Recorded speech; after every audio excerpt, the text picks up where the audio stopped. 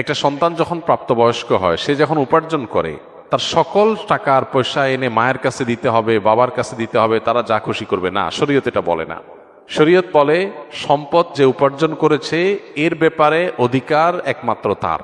হ্যাঁ, উপার্জিত সম্পদ থেকে মার চলার জন্য, মার বেঁচে থাকার জন্য, সুস্থতার জন্য, চিকিৎসার জন্য যেটা প্রয়োজন সন্তান হিসাবে সাধ্য অনুযায়ী, মায়ের নিজের না থাকলে বা দেওয়ার মতো ব্যবস্থা না থাকলে অবশ্যই সন্তানকে সেটা বহন করতে হবে।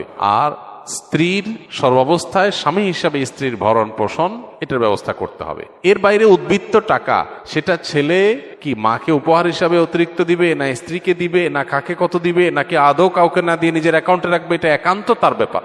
এখানে শরীয়ত মা বাবাকে ইন্টারফেয়ার করার অধিকার দেয় নাই সেইভাবে যেভাবে আমাদের অনেক মা বাপ মনে করেন যে তাদের অধিকার আছে। ছেলে বিদেশ গেছে, উপার্জন করে টাকা পাঠাবে সব বাপের নামে মায়ের নামে, তারা যা খুশি করবে, তারা সেখান থেকে বৌমাকে যা দেওয়া দিবে আর যা দেওয়া দেওয়ার না দিবে না। এভাবে আসলে ইসলাম মা বাবাকে এতটা অধিকার দেয় না যে সম্পদ সারা জীবন যা কামাই করবে সব বাপ মা যা ইচ্ছা তা করবে। জি না, এই সুযোগটা নেই। অনেক মা বাবা এটা জানেন না এবং এখানে অনধিকার চর্চা করেন তারা।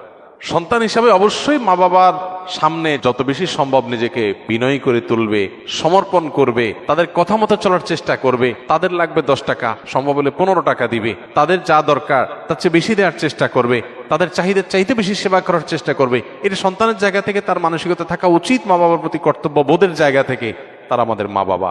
আল্লাহর পরে তাদের সদাচরণ করার গুরুত্ব সবচেয়ে বেশি আল্লাহর ইবাদতের পরে, অতএব সেটা খেয়াল রাখবে। কিন্তু মা বাবা এর মানে এই না যে সব কিছু মা বাপ নিয়ন্ত্রণ করবে। জিরা, এখান থেকেই সংসারে অশান্তিটা শুরু। মা বাপ জানে না তাদের অধিকারের রূপরেখা কি এবং কতটুকু সীমানা আছে।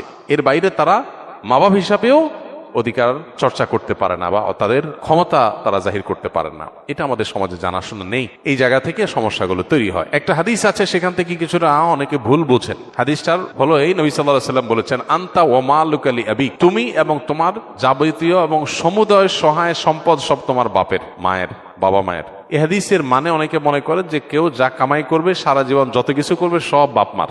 জি না, এই হাদিসের ব্যাখ্যা হলো তুমি তোমার উপার্জিত সম্পদ এখানে তোমার বাপ মার, অর্থাৎ তাদের খরচ খরচার জন্য যতটুকু দরকার ততটুকু তোমার এখান থেকে নেওয়ার অধিকার তাদের আছে। এখানে সমুদয় সম্পদ বোঝানো হয় নাই। যদি সমুদয় সম্পদ বোঝানো হতো তাহলে জাকাত তো বাপ মার উপরে বর্তাইতো, ছেলের উপরে বর্তাইতো না। কারণ সম্পদ যদি একজনের হয়, জাকাত তো আরেকজনের উপরে বর্তাবে না। এরকম আরো বহু প্রশ্ন তৈরি হবে।